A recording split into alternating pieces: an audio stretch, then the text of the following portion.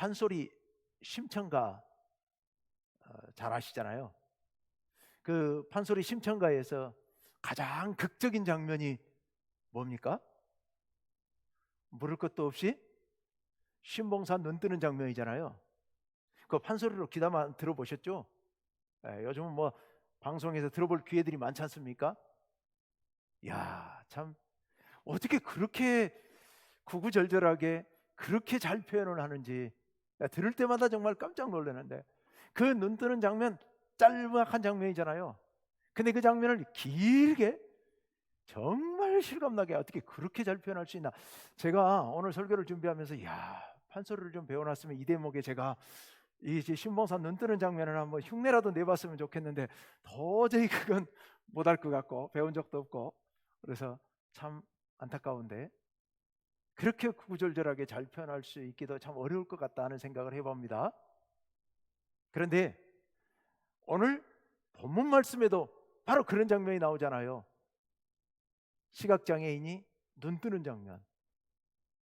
그런데 그 시각장애인이 눈을 뜨는 정말 이 놀라운 장면, 그 심청가, 판소리 심청가에서 그토록 적나라하게 그렇게 실감나게 표현하는 그 놀라운 장면, 그 장면을 오늘 본문에는 어떻게 표현하고 있습니까? 야, 정말 오늘 성경을 보면 더 놀랍습니다. 어떻게 표현하고 있느냐? 오늘 본문 51절 말씀을 한번 잠깐 띄워주실까요? 52절인가요? 네, 52절 말씀 한번 띄워주세요. 네, 예수께서 이르시되 가라, 내 믿음이 너를 구원하였느니라 하시니 그 다음에 뭐요? 그가 곧 보게 되어 예수를 길에서 따르니라. 이게 다입니다. 딱 한 줄. 그가 곧 보게 되어. 그가 곧 보게 되어 예수를 길에서 따르니라. 정말 놀라운 장면이죠. 판소리 심청가에서 그 긴 시간을 할애해서 그토록 적나라하게, 그토록 정말 열정적으로 판소리에서 표현을 하는데, 우리 성경에서 마가복음에서는 그가 곧 보게 되어, 딱 네 단어로. 어떻게 이렇게 표현할 수 있을까? 정말 군더더기 하나 없이 담백하게, 아주 단순하게, 이토록 더 단순하게 표현하기 어려울 만큼이나 단순하게 그렇게 표현했습니다. 여러분이 지금 시각장애인 바디메오가 눈 뜨는 장면인데, 이 바디메오라는 사람이 눈을 뜨는 그 감격이 판소리 심청가에서 신봉사 눈 뜨는 장면보다 덜 감격스러웠을까요? 덜 극적이었을까요? 아니요. 어쩌면 그보다 더 정말 감동적이고 정말 놀라운 장면이지요. 그런데 그 놀라운 감격을 이렇게 단순하게 표현할 수 있다는 것도 참 놀라운 일이다 하는 생각이 듭니다. 이 사건, 갈릴리에서 활동하시던 예수님께서 지금 여리고를 지나가시다가 일어난 일입니다. 여리고라는 동네가 어떤 동네인지 여러분 아시죠? 여리고 하면 뭐가 생각납니까? 여호수아와 이스라엘 백성들이 성을 13바퀴를 빙빙 돌지 않습니까? 하루에 한 바퀴씩 여세 동안 돌고 1회째 되는 날 한꺼번에 7바퀴를 돌고 나서 함성을 지르니까 무너져버린 그 성, 그게 여리고 성이잖아요. 그 후에 이제 성이 다시 몇 차례 재건이 됩니다. 지금 예수님께서 통과하신 이 성은 헤롯 대왕이 재건을 한 여리고입니다. 대단한 성이었습니다. 예수님 지나가실 당시에요. 옛날 여호수아가 빙빙 돌 때 무너진 그 성은 조그만 성이었지만 예수님께서 통과하신 이 성은요, 대단한 성이었습니다. 헤롯 대왕이요, 헤롯 궁전을 지었습니다.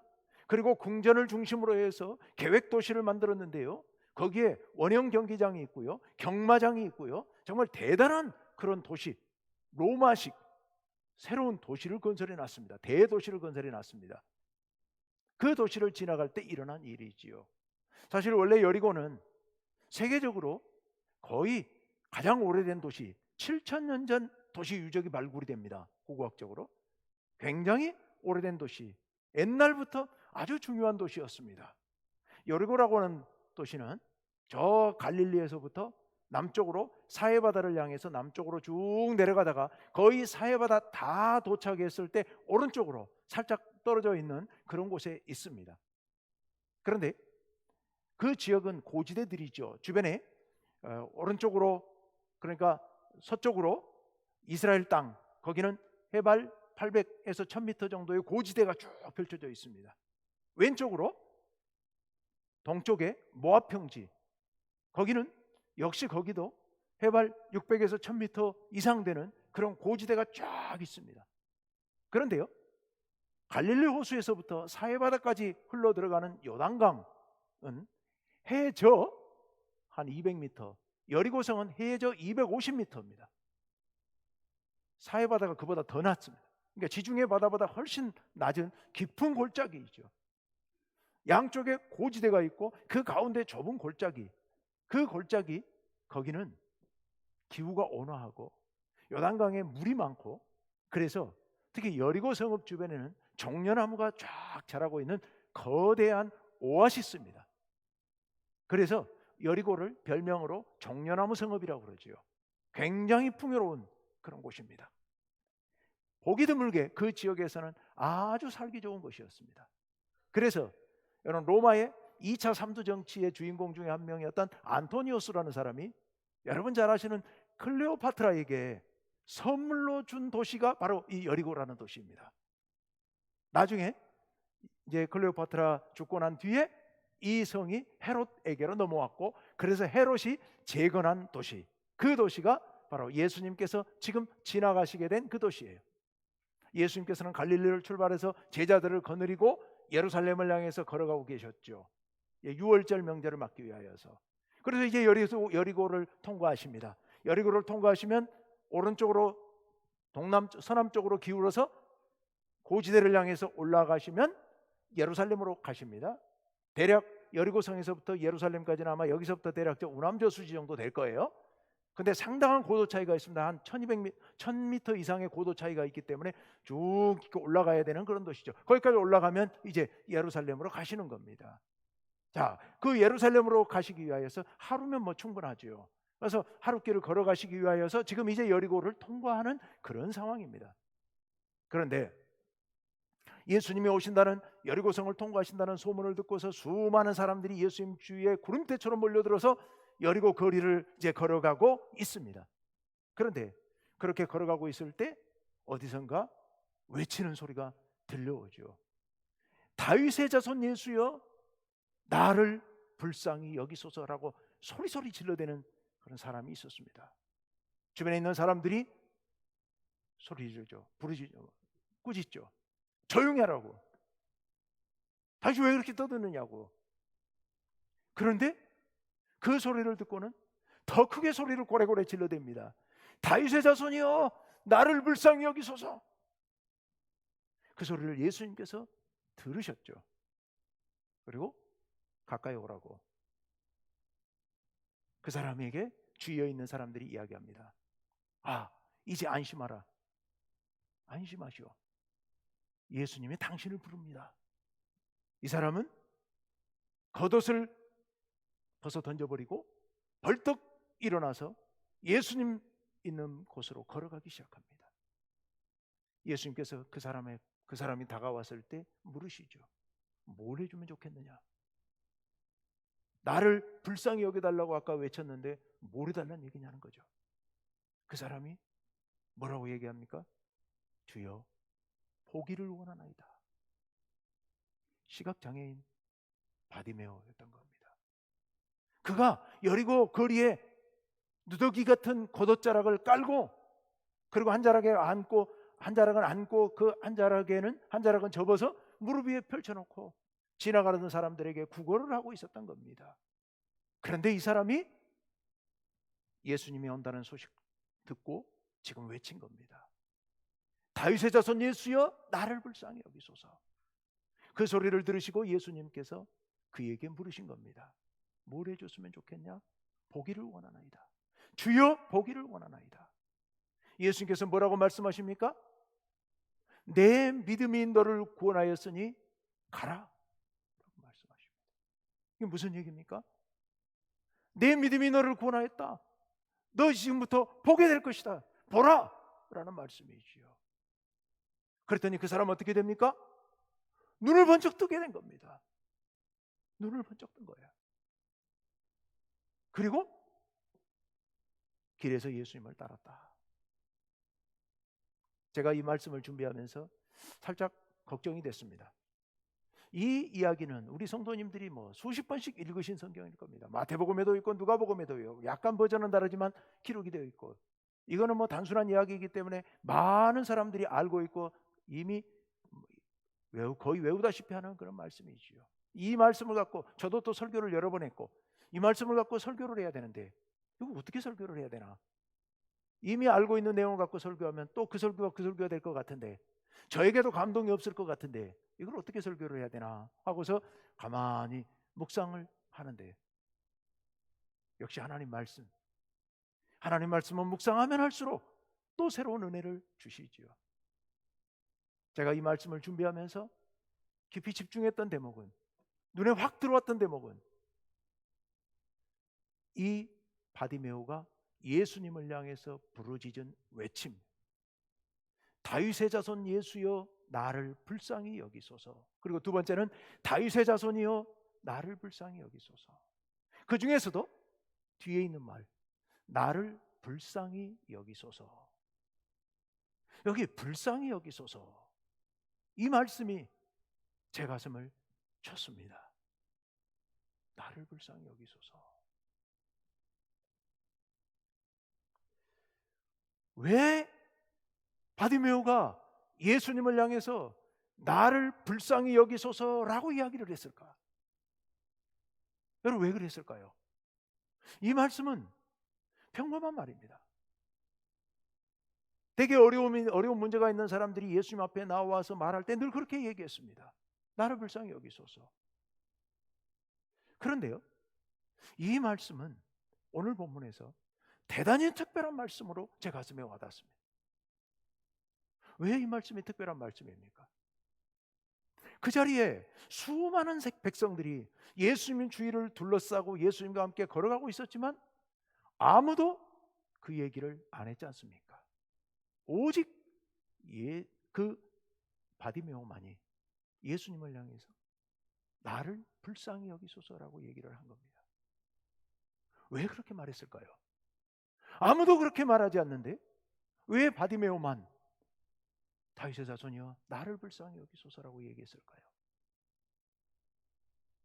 자기가 불쌍하다고 생각했으니까 그렇게 말했겠죠. 왜 불쌍한데요? 눈을 못 보니까요. 눈을 못 보고 이렇게 구걸하고 있는 자기, 많은 사람들로부터 천대받고, 이스라엘 사람들은 특히나 이런 장애를 갖고 있는 사람들은 하나님께 죄가 많아서 그렇다고 생각을 했기 때문에 다른 사람들부터 죄인 취급당하고 천대받고 무시당하고 소외당하고 정말 현실적으로 많은 어려움을 겪으면서 살아가고 있는 자신의 신세가 너무도 불쌍했기 때문이었겠죠. 그래서 예수님을 향해 그렇게 외쳤겠죠. 나를 불쌍히 여겨주십시오. 나를 불쌍히 여겨주십시오. 그런데 이 당연한 것 같은 이 말씀이 왜 저에겐 특별하게 다가왔느냐?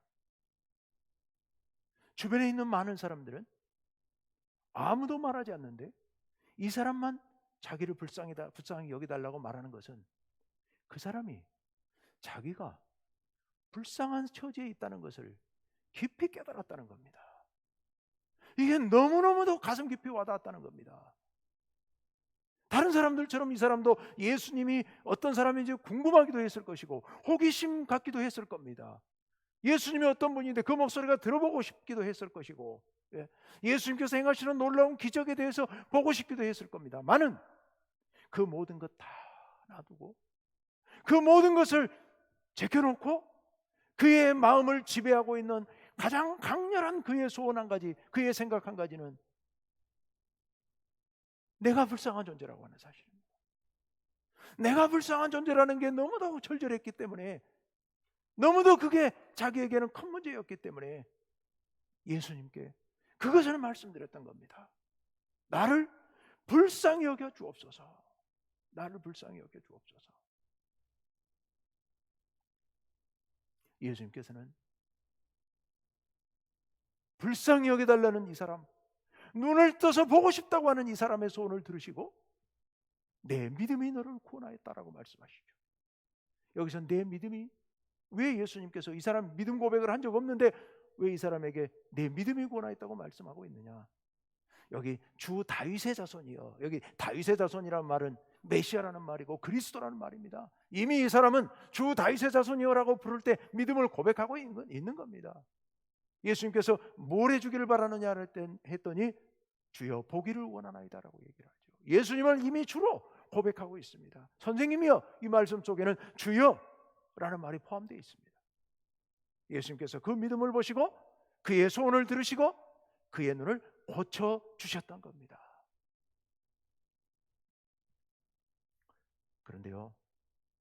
그런데요, 사실 불쌍한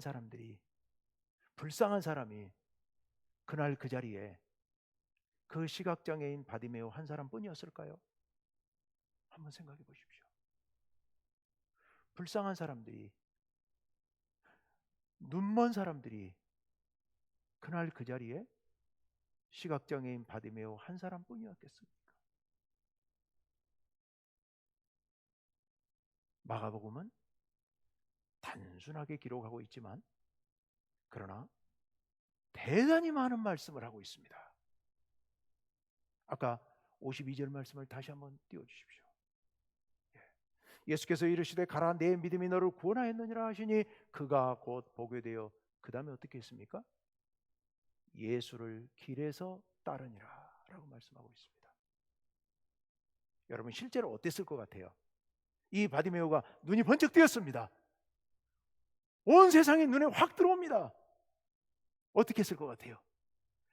하늘도 보고 땅도 보고 옆 사람도 보고 뒷사람 앞사람 보고 예수님도 보고 아무나 붙잡고 끌어안고 펄쩍펄쩍 뛰면서 내가 보인다고, 내 눈이 뜨였다고, 저게 하늘이고 저게 땅이냐고 아마 뭐 난리가 났겠죠. 춤을 추면서 펄쩍펄쩍 뛰고 온 주변에 있는 사람들을 붙잡고 손을 잡고 빙빙 돌면서 하나님께 영광을 돌리고 그랬겠죠. 그런데 마가복음은 그 모든 상황을 다 생략하고 딱 한마디 이렇게 기록하고 있습니다. 예수를 길에서 따르니라. 예수를 길에서 따르니라. 이게 마가복음의 대단히 중요한 중심 주제입니다. 마가복음은 여러 주제가 있습니다만은 가장 커다란 주제가 하나 있어요. 그건 뭐냐면 예수님께서 누구신가 하는 거예요. 그 다음에 두 번째 주제가 있습니다. 바로 두 번째 주제가 오늘 이 말씀과 관련이 되어 있는데요, 우리가 예수님의 제자로서 예수님을 따르려면 어떻게 해야 하는가입니다. 이게 두 번째 주제입니다. 마가복음 처음부터 끝까지 계속해서 이야기를 끌고 나가고 있는 중심 주제가 어떻게 예수님을 따를 것인가, 어떻게 해야 예수님의 참 제자가 될 수 있는가입니다. 그런데요, 안타깝게도 마가복음에 집중적으로 등장하는 수많은 등장인물들은 이 일에 실패합니다. 바로 앞달락에 우리가 읽지는 않았습니다만 무슨 사건이 있냐면은 야고보와 요한이 예수님을 찾아옵니다. 예수님, 당신이 영광 받으실 때 우리 형제를 좌우편에 앉게 해주소서. 기가 막힐 노릇이죠. 예수님 지금 십자가를 향해 걸어가고 계시는데 그렇게 부탁했고, 더 기가 막힌 것은 그 얘기를 전해 들은 다른 제자들이 야고보와 요한에게 분노합니다. 화를 내면서 싸움박질을 벌이게 됩니다. 여러분, 그 전에 그 앞달락에 예수님께서 제자들 앞에서 3번씩이나 내가 지금 걸어가는 이 길에 예루살렘에 올라가서 잡혀 고난당하고 죽어 3일 만에 부활한다고 말씀을 3번이나 하십니다. 근데 제자들은 그때마다 한 번도 제대로 깨달은 적이 없습니다. 처음에는 예수님의 길을 가로막으면서 안 됩니다라고 외치고, 나중에는 예수님이 그를 말씀하시고 걸어가시는데 뒤에서 또 자기들끼리 누가 크냐고 싸우고, 제자들은 3년 동안이나 예수님께 배웠고 예수님을 뒤따라다녔지만 예수님의 제자로서 온전한 모습은 전혀 보여주지 못했습니다. 예수님을 제대로 따르지 못했다는 얘기입니다. 그런데 오늘 시각장애인 바디메오가 눈이 뜨인 다음에 길에서 예수님을 따르니라. 그 길이 어떤 길입니까? 지금 여리고를 지나서 예수님께서 예루살렘을 향해 올라가고 계십니다. 그때 예루살렘에 올라가셔서 예수님은 다시는 돌아오시지 못합니다. 왜요?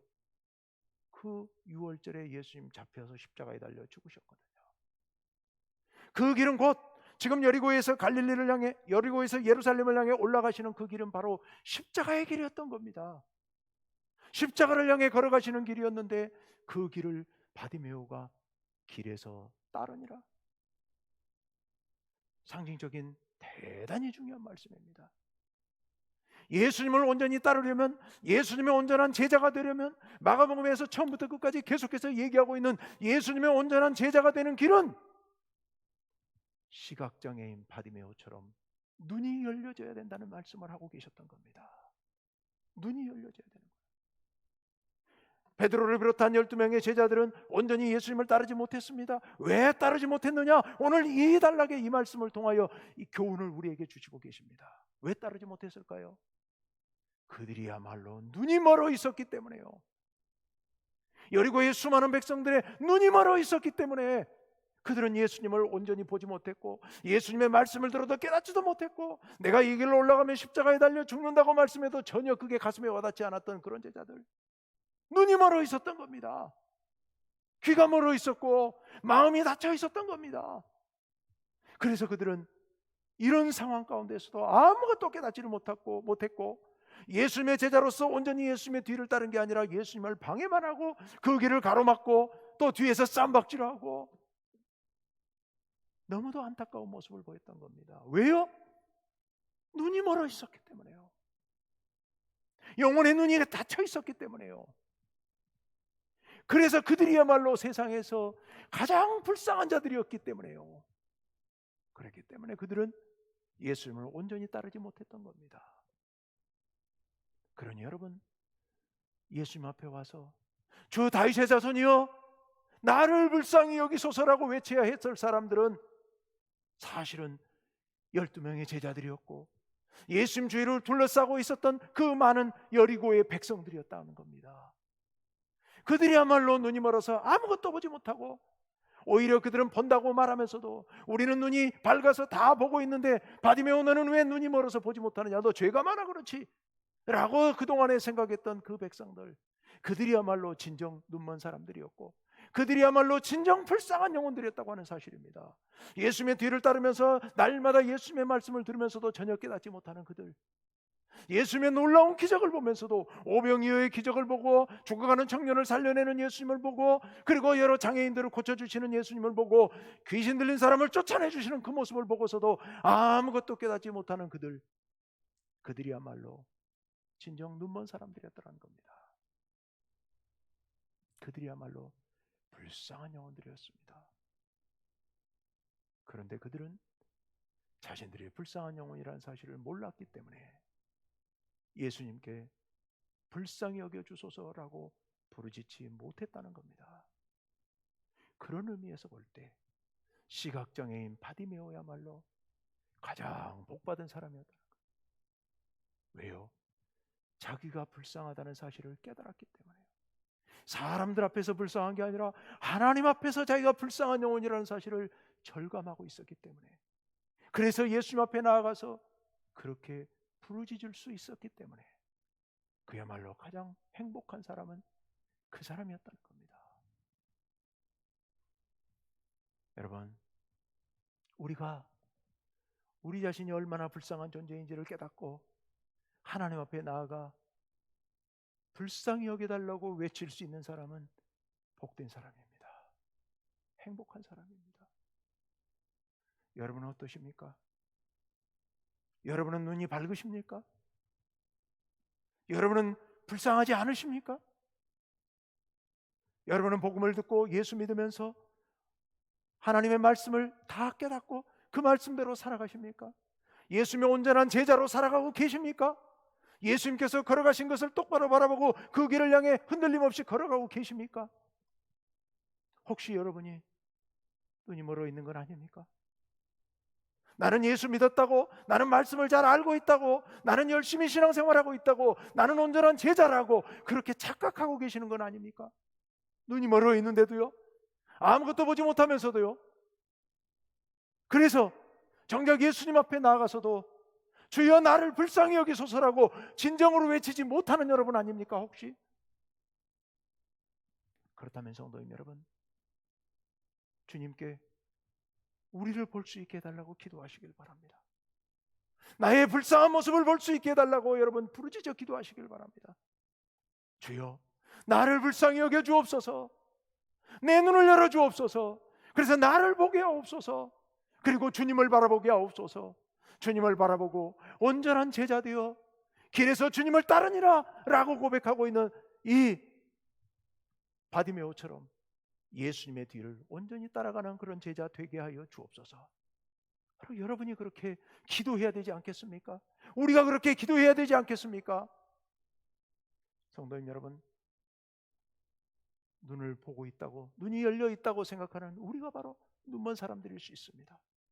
우리가 바로 불쌍한 사람들일 수 있습니다. 우리 주님 앞에 바디메오처럼 그렇게 부르짖어 외칩시다. 주 다윗의 자손이여 나를 불쌍히 여기소서. 나야말로 가장 불쌍한 영혼입니다. 나를 불쌍히 여겨 주옵소서. 내 눈을 열어 주옵소서.